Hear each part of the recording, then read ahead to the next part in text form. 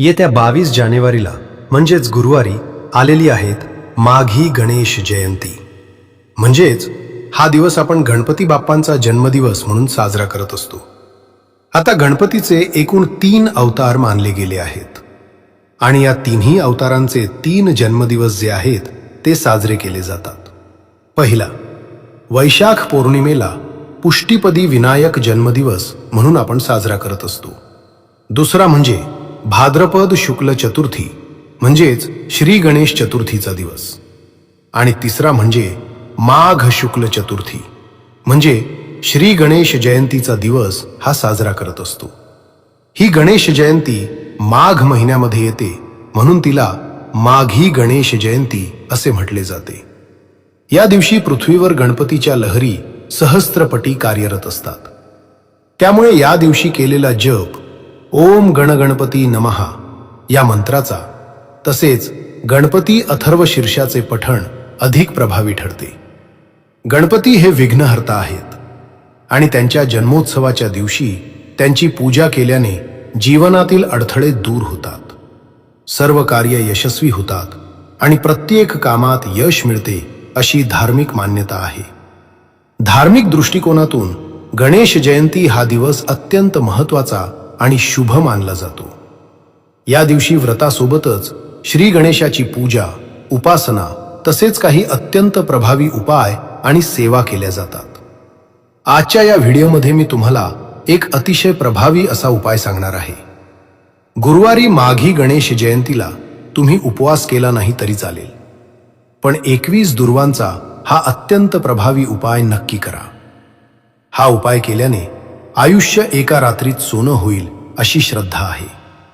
श्री गणेशाच्या कृपेने तुमची कितीही कठीणातील कठीण इच्छा पूर्ण होऊ शकते। तसेच हा उपाय केल्याने मुलांच्या सर्व अडचणी दूर होतात आणि मुलांची अभ्यासात, नोकरीत तसेच व्यवसायात भरभरून प्रगती होते। म्हणून हा 21 दुर्वांचा उपाय कसा करायचा, कोणत्या वेळी करायचा याची संपूर्ण माहिती या व्हिडिओमध्ये मी तुमच्यासोबत शेअर करणार आहे। त्यामुळे तुम्ही हा व्हिडिओ स्किप न करता शेवटपर्यंत नक्की पहा। चॅनलवर नवीन असाल तर सबस्क्राइब करा आणि अशीच माहितीपूर्ण नवनवीन व्हिडिओ पाहण्यासाठी बेल आयकॉनलाही प्रेस करा, म्हणजे जेव्हा कधी मी नवीन व्हिडिओ अपलोड करेन तेव्हा त्याची नोटिफिकेशन सर्वात आधी तुम्हाला मिळेल आणि तुम्ही एकही व्हिडिओ मिस करणार नाही। आज या व्हिडिओमध्ये मी तुम्हाला जो उपाय सांगणार आहे तो उपाय आपल्याला गुरुवारी 22 जानेवारीला माघी गणेश जयंतीच्या दिवशी करायचा आहे। सकाळपासून ते संध्याकाळपर्यंत जेव्हा केव्हा तुम्हाला शक्य होईल तेव्हा तुम्ही हा 21 दुर्वांचा उपाय करू शकता। गणपती बाप्पांच्या पूजेमध्ये दुर्वांना खूप मोठं महत्त्व आहे। असं म्हणतात की गणपती बाप्पांनी दुर्वा ग्रहण केल्या होत्या आणि म्हणूनच आपण गणपती बाप्पांना दुर्वा अर्पण करत असतो। दुर्वाशिवाय गणपती बाप्पांची पूजा पूर्ण होत नाही असं मानलं जातं। या दिवशी गणपती बाप्पा स्वतः आपल्या भक्तांना आशीर्वाद देण्यासाठी पृथ्वीवर अवतरलेले असतात आणि त्यांना अत्यंत प्रिय असणाऱ्या दुर्वांचा जर आपण उपाय केला तर साक्षात श्री गणेश आपल्यावर प्रसन्न होतात आणि त्या उपायाचं फळ आपल्याला लवकर प्राप्त होतं। आपल्या हिंदू धर्मामध्ये श्री गणेश हे आराध्य दैवत मानले जातात। प्रत्येक मंगल कार्य असो वा धार्मिक विधी, सर्वप्रथम श्री गणेशाची पूजा केली जाते आणि त्यानंतरच इतर देवतांची उपासना केली जाते। माघी गणेश जयंतीच्या दिवशी अनेक घरांमध्ये गणपती बाप्पांचे घरी आगमन देखील होते। म्हणजेच ज्या घरांमध्ये अजून गणपती बाप्पांची मूर्ती नाही ते लोक या दिवशी गणपती बाप्पांची मूर्ती घरी आणतात। या दिवशी गणपती बाप्पांची मूर्ती घरी आणणं अत्यंत शुभ मानलं जातं। म्हणून जर तुमच्या देवघरात अजूनही गणपती बाप्पांची मूर्ती नसेल तर तुम्ही माघी गणेश जयंतीच्या शुभ मुहूर्तावर नक्कीच मूर्ती खरेदी करू शकता।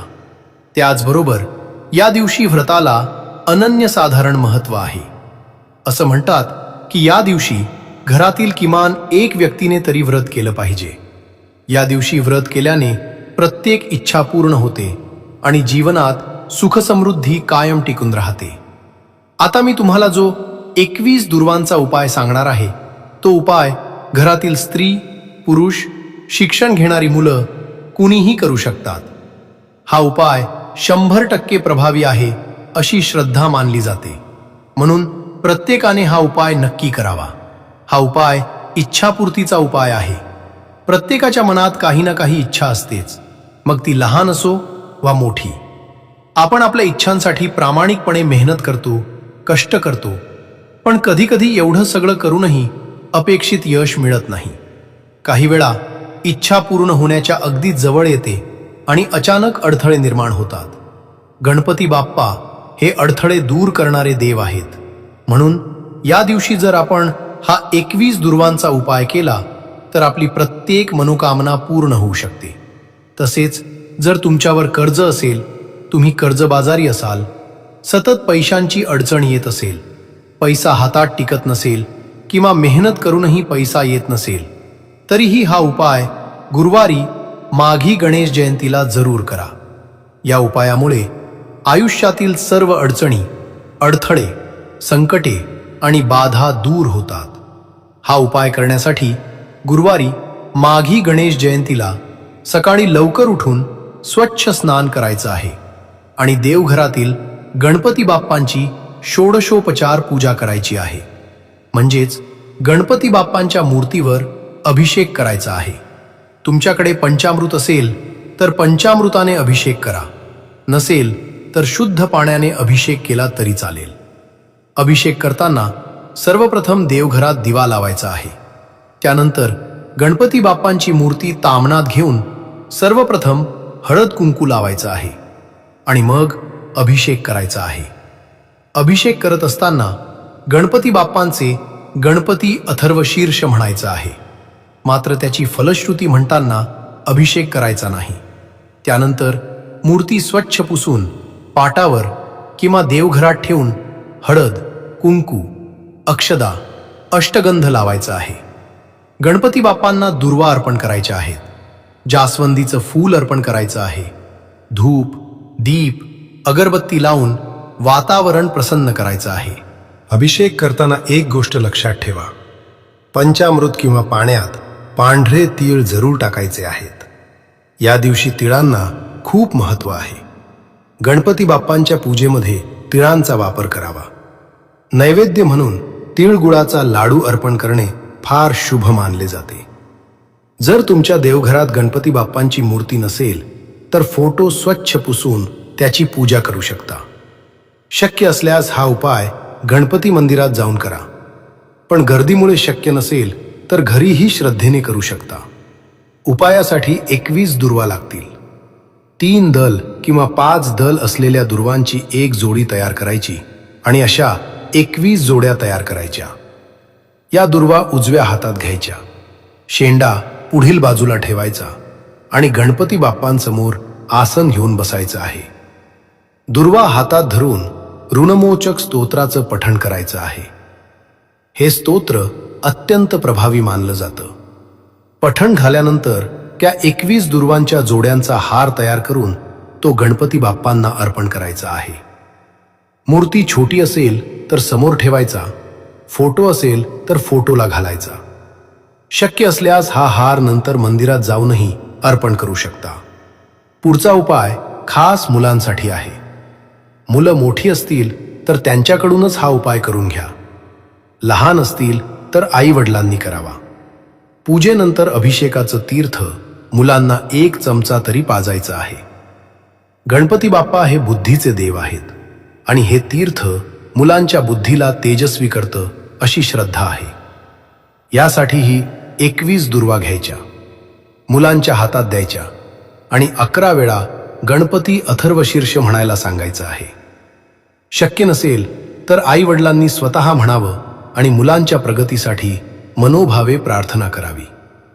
त्याचप्रमाणे व्यवसायात अडचणी असतील तर 21 दुर्वा तुपात भिजवून गणपती बाप्पांसमोर गणेश स्तोत्राचं पठण करायचं आहे आणि व्यवसाय वृद्धीसाठी प्रार्थना करायची आहे. हे सर्व दुर्वांचे उपाय गुरुवारी माघी गणेश जयंतीला केल्यास ते अत्यंत प्रभावी आणि सात्विक मानले जातात. हे उपाय केल्याने आयुष्य सोनं होईल, मनातील प्रत्येक कठीण इच्छा पूर्ण होईल आणि मुलांची प्रत्येक क्षेत्रात भरभरून प्रगती होईल अशी श्रद्धा आहे. ही अत्यंत महत्त्वाची माहिती मला तुमच्यापर्यंत शेअर करायची होती. व्हिडिओ आवडला असेल तर लाईक करा, चॅनलवर नवीन असाल तर सबस्क्राईब करा आणि हा व्हिडिओ आपल्या मित्रपरिवारासोबत जास्तीत जास्त शेअर करा. चला तर मग भेटूया पुढच्या एका नवीन व्हिडिओमध्ये. तोपर्यंत सर्वांना जय श्री रुक्मिणी कृष्ण.